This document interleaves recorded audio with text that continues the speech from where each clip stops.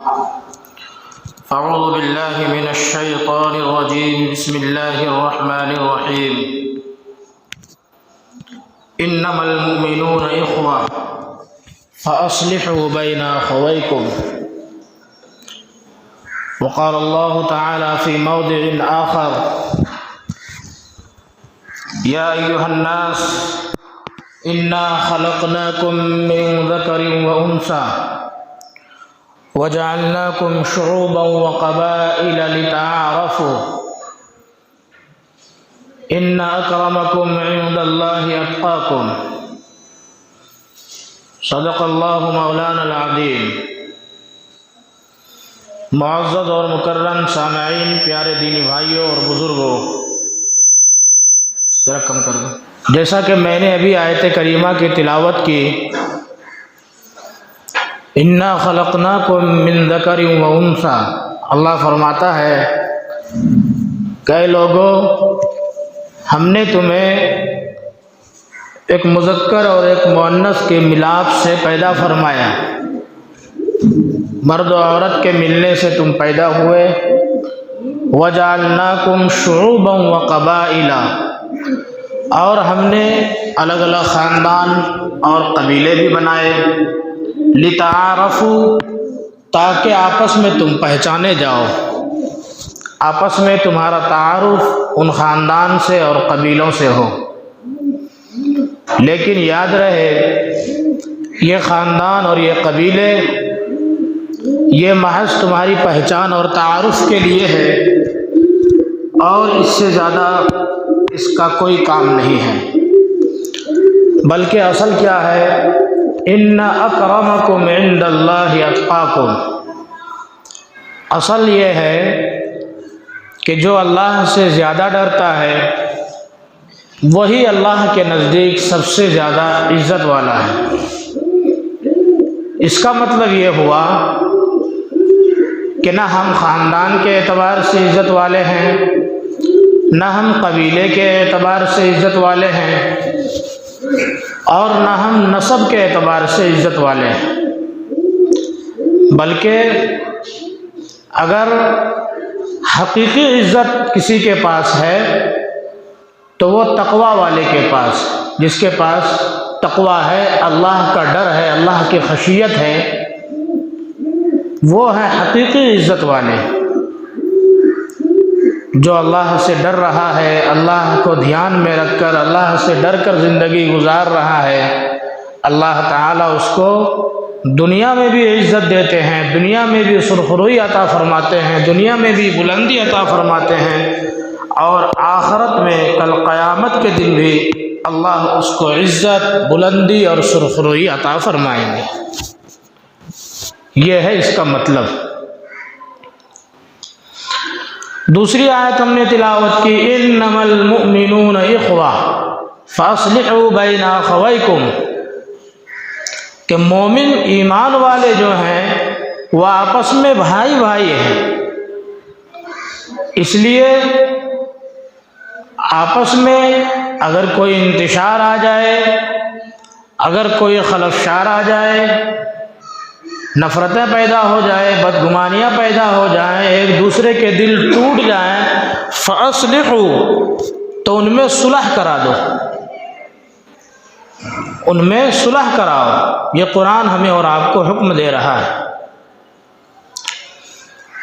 آپ صلی اللہ علیہ وسلم نے ارشاد فرمایا: المسلم من سلم المسلمون من لسانہ ویدہ. مسلمان کون ہے؟ دوسرے اس کی زبان سے، اس کے ہاتھ سے محفوظ رہیں. جس کی زبان اور ہاتھ سے دوسرے لوگ محفوظ رہیں، ذرہ برابر ان کو اپنے مسلمان بھائی سے، ایمان والے بھائی سے کوئی خطرہ نہ ہو، کوئی خوف نہ ہو، بالکل بے فکر ہو کہ یہ تو ہمارا ایمان والا بھائی ہے. ایک مومن دوسرے مومن کے لیے آئینہ ہوا کرتا ہے. ایک ایمان والا دوسرے ایمان والے کے لیے آئینے کی طرح ہے، اس شیشے کی طرح ہے جس میں ہم اپنا چہرہ دیکھتے ہیں. تو ایک مومن ایسا ہوگا دیکھ لیں، ہم اس میں اپنا کردار دیکھ لیں. یعنی جس طریقے سے ہم دوسرے سے چاہتے ہیں کہ وہ ایسا ہو، اس کے اندر یہ صفات ہو، اس کے اندر یہ چیزیں ہوں، اس کے اندر یہ خوبیاں ہوں، تو ہم اپنے اندر بھی وہ تبدیلی، وہ چینجنگ، وہ خوبیاں اور وہ صفات پیدا کرنا شروع کر دیں۔ آج ہم اور آپ خود تو اپنے اندر نہیں جھانکتے ہیں، اپنے دل کو، اپنے نفس کو نہیں ٹٹولتے ہیں کہ ہمارے اندر کیا ہے، کتنی خامیاں ہیں، کتنی برائیاں ہیں، ہمارے اندر کتنی اچھائیاں ہیں، ہمارے اخلاق کیسے ہیں، ہم کیسے بولتے ہیں، کیسے چلتے ہیں، سماج میں کیسے رہتے ہیں، چھوٹوں اور بڑوں کے ساتھ ہمارا کیا رویہ اور کیا برتاؤ ہے، ہم چھوٹوں پر کتنی شفقت کرتے ہیں، بڑوں کے ساتھ کتنی عزت سے پیش آتے ہیں، اور ہم سماج اور معاشرے کو کیا دے رہے ہیں، سماج اور معاشرے میں ہمارا کیا مقام و مرتبہ ہے، سماج اور معاشرے کے لوگ ہمیں کس نگاہ سے دیکھ رہے ہیں، ہم ان چیزوں پر تو غور نہیں کرتے ہیں۔ البتہ ہم دوسروں کو خوب دیکھتے ہیں، دوسروں کے اعمال پر ہماری پوری نگاہ ہوتی ہے کہ وہ کیسے چل رہا ہے، وہ کیسے بات کر رہا ہے، وہ سماج میں کیسے رہتا ہے، اس کی سماج میں کیا عزت ہے۔ ہم دوسروں کے اخلاق کو، دوسروں کی عادتوں کو اور دوسرے کو تو دیکھتے ہیں، دوسروں کے اعمال کو، اعمال کا جائزہ لیتے ہیں، لیکن اپنے اعمال کا جائزہ ہم لینا بھول جاتے ہیں۔ اگر ہر شخص یہ کوشش کرے کہ ہماری ذات سے کسی کو تکلیف نہ ہو، ہماری زبان سے کسی کو تکلیف نہ ہو، ہمارے ہاتھ پاؤں سے کسی کو تکلیف نہ ہو، ہمارے کردار و گفتار اور رفتار سے کسی کو تکلیف نہ ہو، تو معاشرے میں خود بخود اصلاح ہو جائے گی، کہنے کی ضرورت نہیں پڑے گی۔ تو کہنے کا مقصد یہ ہے کہ ان تمام خرابیوں اور برائیوں کی جو جڑ ہے وہ ہے نا اتفاقی۔ آج ہمارے اندر دلوں میں اتفاق نہیں رہا، دلوں میں جوڑ نہیں رہا، دلوں میں نا اتفاقی آ گئی، محبت کی جگہ عداوت اور دشمنی نے لے لیا، ہم ایک دوسرے سے منتشر ہو گئے، متنفر ہو گئے، ایک دوسرے سے ڈر رہے ہیں، بھاگ رہے ہیں، دور ہو رہے ہیں، محبت کے ساتھ ایک جگہ ہم بیٹھ نہیں پاتے، مل جل کر باتیں نہیں کر پاتے، اور یہ ہر گھر کا معاملہ ہے، ہر جگہ کا معاملہ ہے اور ہر شخص کا معاملہ ہے۔ چاہے آپ گھر میں بھائی بھائی کے درمیان، باپ بیٹے کے درمیان کا معاملہ دیکھ لیں، چاہے آپ معاشرے میں اور سماج کے اندر آپس میں ایک مومن بھائی کا دوسرے مومن بھائی کے ساتھ اٹھنا بیٹھنا دیکھ لیں، ہر جگہ آپ یہی پائیں گے کہ آج دلوں میں محبت نہیں ہے، اتحاد و اتفاق نہیں ہے، دل ٹوٹ چکے ہیں، دل میں دوسرے کی طرف سے میل پیدا ہو گیا ہے، ہمارا دل دوسرے کے لیے بدل چکا ہے، کالا ہو چکا ہے، اس لیے ہم اور آپ پستی اور ذلت کے غار میں گرے جا رہے ہیں۔ ہم آپس میں لڑ رہے ہیں، آپس میں خوب اختلاف کر رہے ہیں، اور اس کا فائدہ دوسرے لوگ اٹھا رہے ہیں، اس کا فائدہ غیروں کو ہو رہا ہے، غیر ہمارے اوپر ہنس رہے ہیں، غیر ہمیں دیکھ کر کے شرم محسوس کرتے ہیں، اور وہ اپنے آپ پر فخر کرتے ہیں کہ چلو ہم کم سے کم تمہاری جگہ پر نہیں ہیں، ہم کم سے کم مسلمان نہیں ہیں کہ جو آپس میں لڑ رہے ہیں، مر رہے ہیں، کٹ رہے ہیں۔ وہ سمجھتے ہیں ہم اپنی جگہ بہتر، کیوں؟ ہم اعمال کے اعتبار سے اور اخلاق کے اعتبار سے اتنے گر گئے۔ تو قرآن کریم نے ہمیں اور آپ کو حکم دیا کہ اے لوگو متحد رہو، اتحاد و اتفاق کے ساتھ رہو، کسی کے بہکاوے میں نہیں آؤ، ایمانی قوت اور ایمانی جرت کے ساتھ رہو۔ ایمان کا تقاضا یہ ہے کہ ہمارے اندر میں کسی مومن کی طرف سے ذرہ برابر بھی کوئی میل کچیل پیدا نہ ہو، بدگمانی پیدا نہ ہو، ہمارا دل صاف ہو، اور کسی کے اندر چاہے ہزاروں برائیاں ہوں، لیکن اگر اس کے اندر دو چار اچھائیاں بھی ہیں تو ہم ان کو اچھائیوں سے یاد کرنے والے بنیں، ہم ان کی برائیوں کو نظر انداز کرنے والے بنیں۔ یہ شریعت کے احکامات ہیں۔ آج ہمارا عمل اس سے الٹا ہے۔ اگر کسی کے اندر دو چار برائی ہے اور ہزاروں اچھائیاں ہیں، ہزاروں خوبیاں ہیں، تو ہم ان دو چار برائیوں سے ان کو یاد کرتے ہیں، ان چھوٹی چھوٹی برائیوں کو اس کے اندر تلاش کرتے ہیں، اور پھر سماج میں اور معاشرے میں اس کے خلاف لگائی بجھائی کرتے ہیں، لوگوں میں نفرتیں پیدا کرتے ہیں، لوگوں کو اس کے خلاف اکساتے ہیں، بہکاتے ہیں، تاکہ لوگوں کے اس سے نفرت پیدا ہو جائے۔ اللہ کے رسول جناب محمد الرسول اللہ صلی اللہ علیہ وسلم نے ہمیں اور آپ کو اس چیز سے سخت منع فرمایا اور آپس میں مل جل کر رہنے کی تاکید فرمائی۔ نفرت، عداوت، دشمنی اور انتشار کے ساتھ جینا یہ کوئی جینا نہیں ہے، بلکہ یہ بدترین موت مرنا ہے، اور اتحاد و اتفاق کے ساتھ، محبت کے ساتھ زندگی گزارنا یہ زندگی گزارنا ہے۔ نفرت موت ہے اور محبت اور اتحاد و اتفاق یہ زندگی ہے۔ جس طریقے سے اگر رسی ایک ہو تو اس کو آسانی سے ایک بچہ بھی توڑ سکتا ہے، لیکن وہی اگر چند رسیوں کو ملا دیں آپ اور اس کو بانٹ دیں، اس کو گھما دیں، اس میں پاک اور رسی پھیرا لگا دیں، یعنی جب چند رسیاں مل جائے تو اس سے آپ بڑی بڑی چیزوں کو، بڑے بڑے جانور کو، آپ ڈیل ڈول جانور ہاتھیوں کو بھی آپ قابو کر سکتے ہیں۔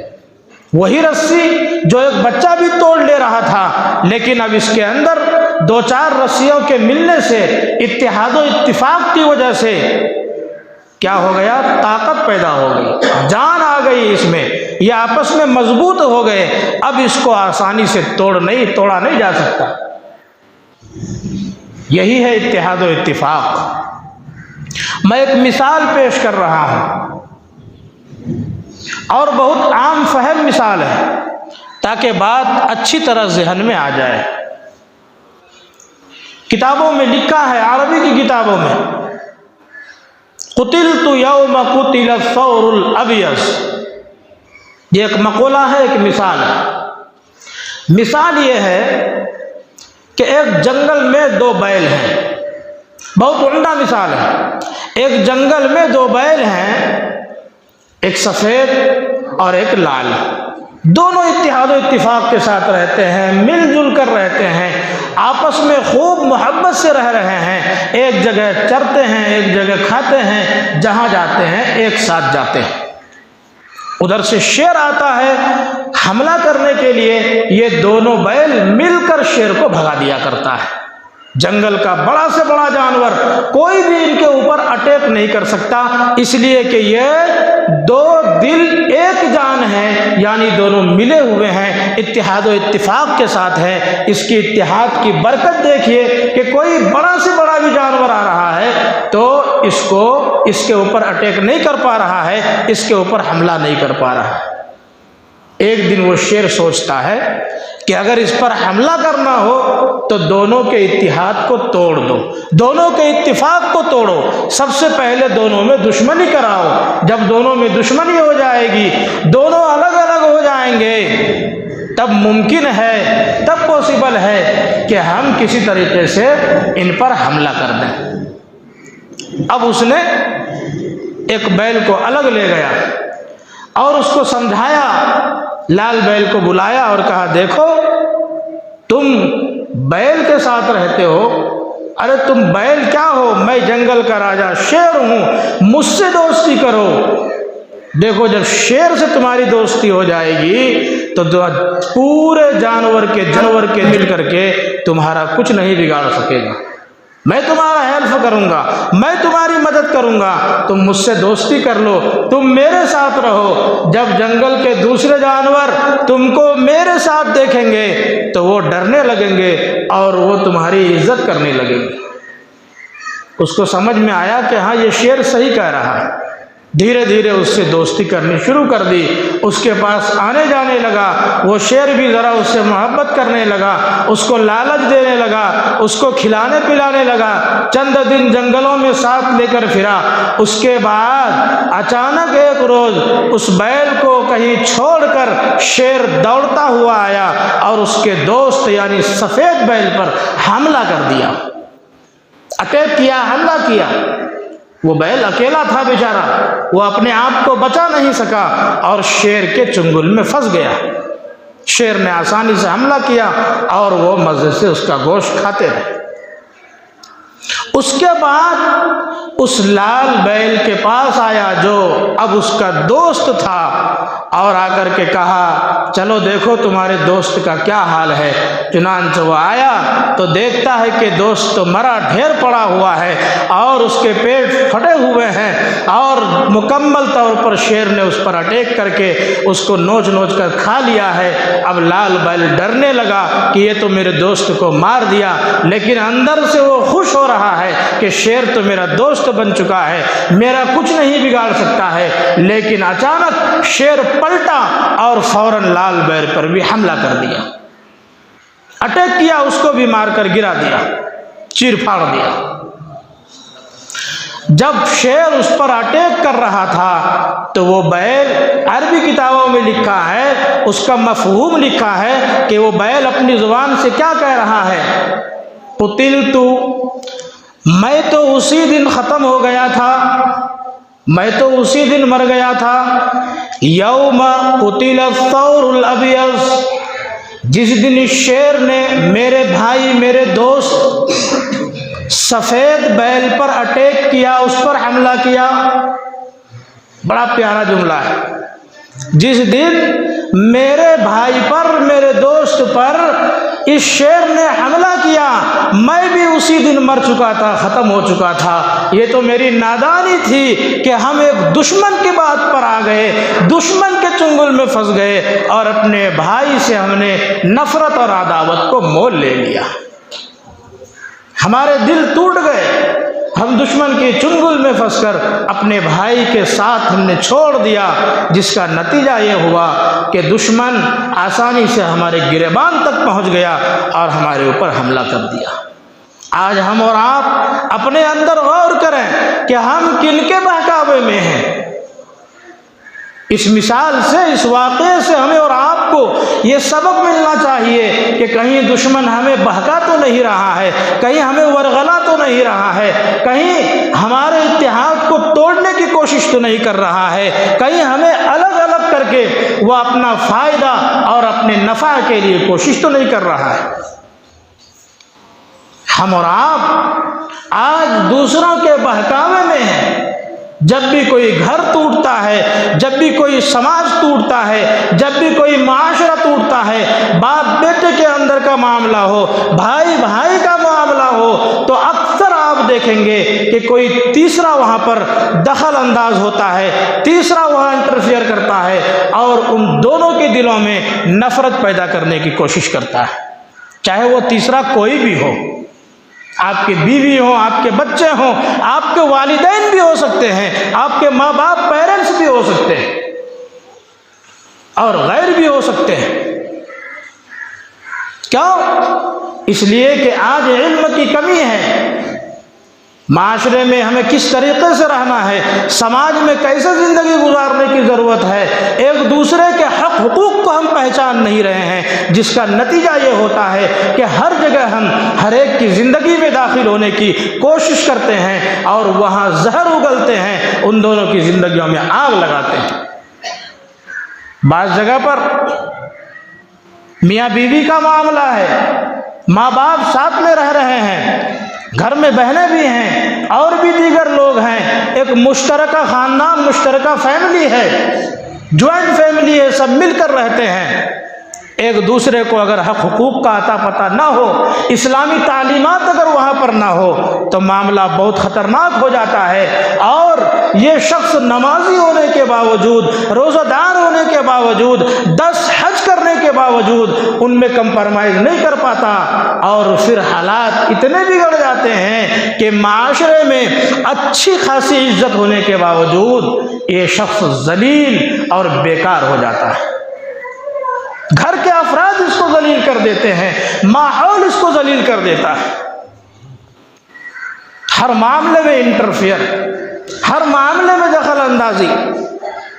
اگر شوہر ہے ذرا بیوی کی بات مان لیا، ماں باپ کو برا لگ گیا، ماں باپ کی بات مان لیا، بیوی کو برا لگ گیا، گھر میں بہنیں ہیں ان کو خراب لگ گیا، ان کو برا لگ گیا، اب ہر طرف نفرت کا ماحول ہے۔ اس شوہر کے اوپر بیوی کا بھی حق ہے، یہ بیٹا ہے ماں باپ کا بھی حق ہے، بھائی ہے تو بہن کا بھی حق ہے، لیکن چونکہ گھر کے اندر اسلامی تعلیمات نہیں ہیں، اسلامی ماحول نہیں ہے، اسلامی کلچر نہیں ہے، ہر ایک کے اندر نفرتیں بڑھ رہی ہیں، دل میں نفرت لے کر ماں الگ بیٹھی ہے، باپ الگ بیٹھا ہے، بھائی الگ بیٹھا ہے، بہن الگ بیٹھی ہے۔ اب یہ شخص جو بھائی بھی ہے، جو شوہر بھی ہے، جو بیٹا بھی ہے، اب سوچ رہا ہے اگر ایک طرف جھکتا ہوں دوسری طرف سے جہنم، ایک ادھر جھکتا ہوں ادھر سے پریشانی۔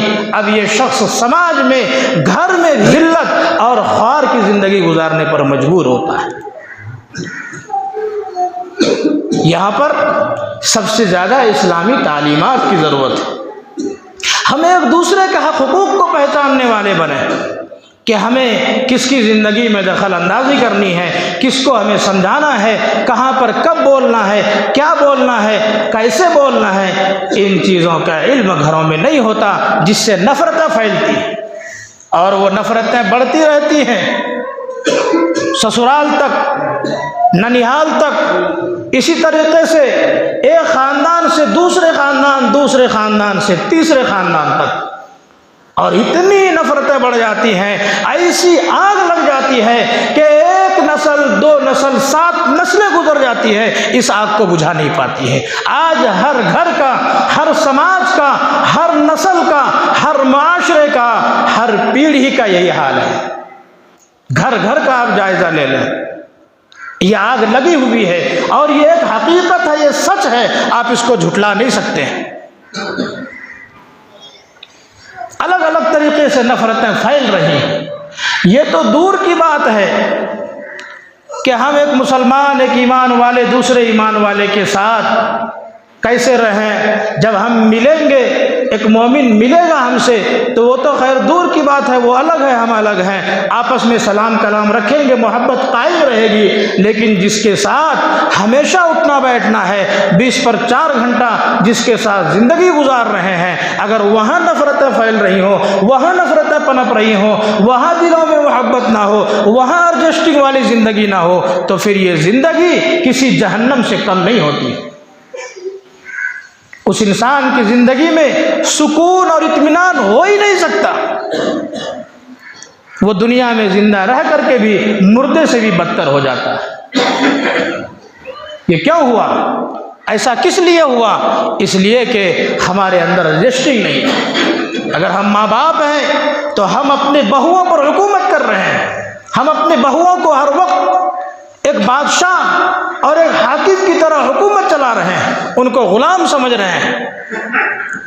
اور اگر کوئی بہو پڑھی لکھی ہے، دنیاوی تعلیم سے آراستہ ہے، مزین ہے، بیٹا پیسہ کما رہا ہے، ماں باپ بوڑھے ہیں، تو بعض مرتبہ وہ بھی ماں باپ پر حکم چلا رہا ہوتا ہے، ماں باپ کی ناقدری کر رہا ہوتا ہے۔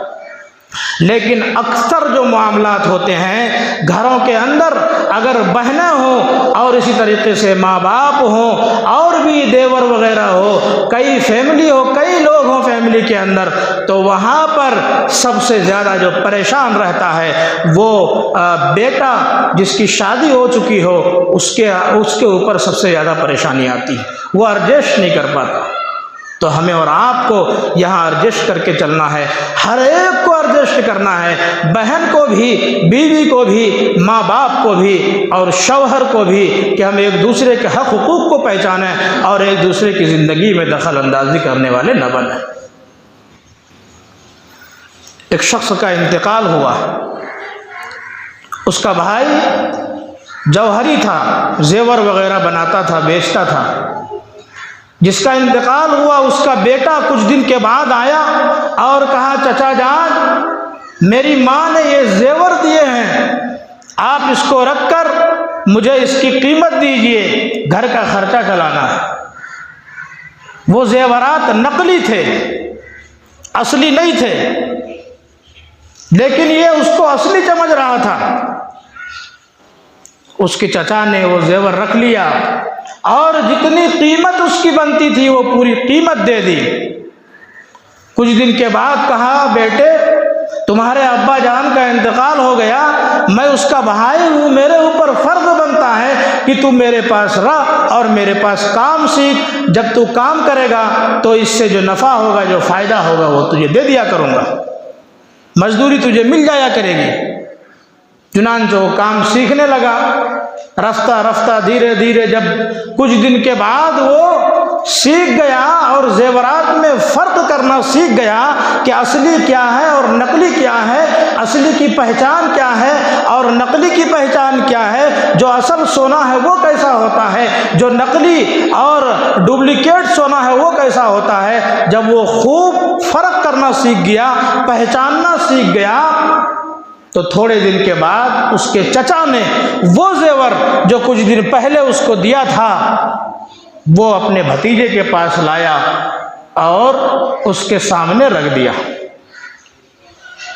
کچھ دیر کے بعد اس کی نظر پڑی، کہا چچا جان یہ نقلی زیور آپ کو کس نے دیا؟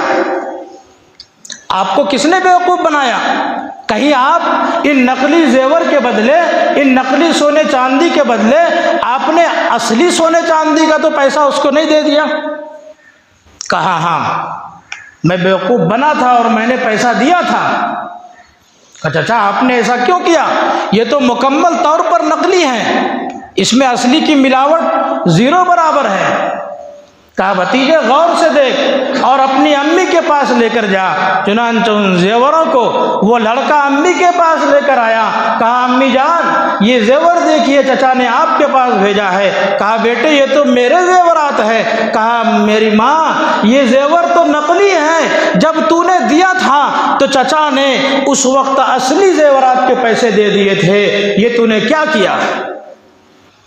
سب مل کر چچا کے پاس آئے، چچا جان آپ نے ایسا کیوں کیا؟ آپ تو اس وقت بتا سکتے تھے کہ یہ زیورات نقلی ہیں اصلی نہیں ہیں۔ کہا میرے بھتیجے سن، تمہارے والد کا انتقال ہوا تھا، اگر اس وقت میں نقلی اور اصلی میں پڑھتا اور کہتا کہ یہ زیورات نقلی ہیں تو تو بھی اور تیری ماں بھی کہتی کہ میرے اوپر ایسے ہی مصیبت کا پہاڑ ٹوٹا ہوا ہے، غم کے مارے ہوئے ہیں، میرے شوہر کا انتقال ہوا، تو کہتا میرے ابا کا انتقال ہو گیا ہے، اور یہ چچا میرا اس حالت میں بھی، اس مصیبت کی گھڑی میں بھی ساتھ نہیں دے رہا ہے اور اصلی زیور کو نقلی بتا رہا ہے۔ کیونکہ اس وقت تجھے پہچان نہیں تھی، تو اس وقت اس کو اصلی سمجھتا، اس لیے کہ تیرے اوپر مصیبت تھی۔ اس وقت کیا ہوتا؟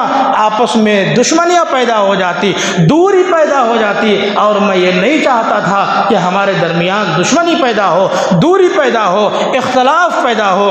صرف محبت کو قائم رکھنے کے لیے، صرف اتحاد و اتفاق کو قائم رکھنے کے لیے ہم نے اس وقت تمہیں اصلی زیور کا پیسہ دے دیا۔ دو بھائی ہیں، دونوں مل کر کاروبار کر رہے ہیں، کھیتی کر رہے ہیں، کھیتی پک گئی، کھیتی کو کاٹ کر کھلیان میں لایا گیا، اناج غلہ رکھا ہوا ہے، اس کے بعد مزدور لگے، غلہ تیار ہو گیا، دونوں بھائی حصہ کرنے کے لیے پہنچے، رات کا وقت ہے، حصہ ہو گیا، دن میں گھر آئے، دوسری رات جو شادی شدہ بھائی ہے وہ سوچتا ہے کہ میرا جو دوسرا بھائی ہے، جو میرا شریک ہے، اس کے پاس بیوی نہیں ہے، بچے نہیں ہیں، اس کو بیوی کی ضرورت ہے، شادی میں خرچے ہوں گے، اس نیت سے وہ نیند سے بیدار ہوتا ہے، کھلیان پہنچتا ہے جہاں غلہ جمع رہتا ہے، اور حالانکہ دونوں کا حصہ الگ الگ ہے لیکن اپنے حصے میں سے غلہ اٹھا اٹھا کر اپنے بھائی کے حصے میں ڈال رہا ہے۔ یہ کنوارا بھائی سوچتا ہے کہ میں تو اکیلا ہوں، تنے تنہا ہوں، میری تو شادی بھی نہیں ہوئی ہے، لیکن میرا جو بھائی ہے اس کے بیوی بچے ہیں، اس کے خرچے زیادہ ہیں، یہ بھی نیند سے اٹھتا ہے اور جا کر کے رات اندھیری ہے اپنے حصے کے غلے میں سے غلہ اٹھاتا ہے اور اپنے شادی شدہ اور بال بچے والے بھائی کے غلے میں غلہ ڈالنے کے لیے آ رہا ہوتا ہے۔ دونوں میں ملاقات ہوتی ہے، بھائی جان تو میرے غلے میں کیوں غلہ ڈال رہا ہے؟ وہ کہتا ہے تو میرے غلے کیوں ڈال رہا ہے؟ میرے بھائی آپ تو شادی شدہ ہیں، آپ کے بیوی بچے ہیں، آپ کے خرچے زیادہ ہیں، اس لیے میں نے سوچا کہ مناسب یہ ہے کہ تھوڑا سا اپنے حصے میں سے اس کے حصے میں ڈال دیا جائے۔ یہ کہتا ہے کہ مجھے بھی رات میں یہ سوچ کر نیند نہیں آئی کہ میرا بھائی کنوارا ہے، اس کے پاس تو بیوی بچے بھی نہیں ہیں، شادی میں خرچ ہوگا اور بھی دیگر ضروریات ہیں، چلو میں تھوڑا سا اپنا حصہ ان کے حصے میں ڈال دیتا ہوں تاکہ ان کی ضروریات آسانی سے پورے ہو جائیں۔ اللہ اکبر، دونوں بھائی روتے ہیں، گلے ملتے ہیں۔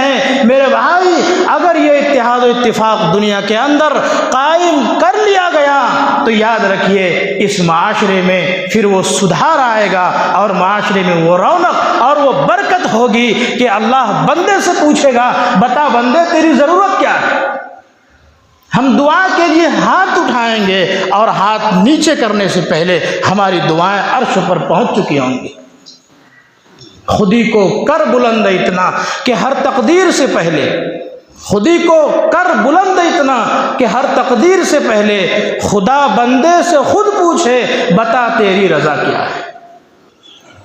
ہم اپنے آپ کو اتنا بلند کر لیں، اپنے اخلاق اور کیریکٹر کو اس طرح سدھار لیں، ایسا بن جائیں معاشرے کے اندر، سماج کے اندر انسانیت اور ہمدردی کے ناطے ایک دوسرے کے لیے اس طرح ہو جائے کہ اللہ تعالی ہمیں دیکھ کر کے خوش ہو جائے اور پوچھے کہ تیرے اخلاق اتنے اچھے ہیں، بتا تجھے کس چیز کی ضرورت ہے؟ اللہ خود پوچھنے لگے۔ لیکن ہمارا حال کیا ہے؟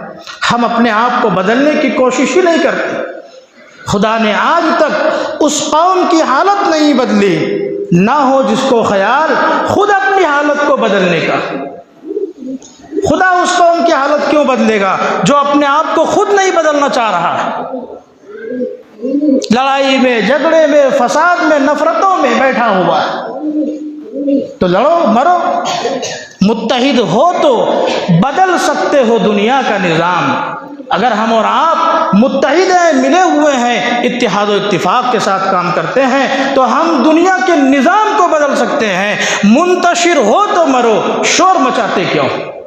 شاعر بڑا پیارا جملہ کہہ رہا ہے کہ اگر الگ الگ ہو، نہ دلوں میں نفرتیں پال رہے ہو، ایک دوسرے کی زندگی میں آگ لگا رہے ہو تو مرو، آگ لگاتے رہو، شور کیوں مچاتے ہو؟ سمجھتے ہو کہ فرشتے مدد کے لیے آئیں گے اور ایک دوسرے کا دل تم نے دکھا بیٹھا ہے؟ یاد رکھیں، اگر ہم نے کسی کے اوپر ظلم کیا، ایک دوسرے کا دل دکھایا، تو اللہ تعالیٰ اس وقت تک معاف نہیں کرے گا جب تک کہ وہ بندہ اس کو معاف نہ کر دے۔ وقت زیادہ ہو گیا، گھڑی شاید خراب ہے۔ اللہ تعالیٰ ہمیں اور آپ کو کہنے سننے سے زیادہ عمل کی توفیق عطا فرمائے اور ہمارے دلوں میں اتحاد و اتفاق پیدا فرمائے۔ وآخر دعوانا الحمدللہ رب العالمین۔ سنت پڑھ لیں۔